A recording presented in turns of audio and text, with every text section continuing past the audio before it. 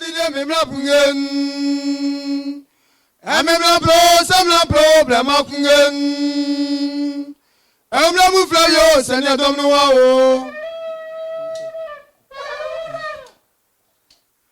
Wasaji fogu nyagwasio, krasa tinadwe tinasingen. Wasaji fogu nyagwasio, krasa tinadwe tinasingen. Kotoko hini tinasye, krabia hine tinasingen. Kotoko hini tinasye, krabia hine tinasingen. Mema krabia iri fiamane kotokungen. Mema krabia iri fiamane kotokungen. Asantie chantrot mo champonu fungen. Asantie chantrot mo champonu fungen. Asantie siesiebo semendi.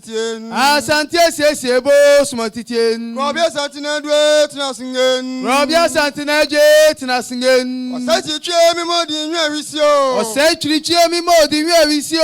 Wine nebenya sajuso usupani ni ekwabakuma sikapo bano. Wine nebenya sajuso usupani ni ekwabakuma sikapo bano. Obinya sebi anko baby. Obinya sebi anko baby. Ameno tedi fieba dem le fie tinasingen. Ameno tedi fieba dem le fie tinasingen. Wani tofu moje ngen. Wani tofu moje ngen. Wadafu da diot mo champonu fungen. Wadafu da diot mo champonu fungen. O shoni krowio smenditien. O shoni krowio smenditien. Eja kwa jale na dia sadungen. Eja kwa jale na dia sadungen. Akusi biokum blot mo champonu fungen. Akusi biokum blot mo champonu fungen. Eja kwa free seye frampono dem le ferisi. Eja kwa free seye frampo dem le ferisi. Osei tutu mi modi nwe wisio. Osei tutu mi modi nwe wisio.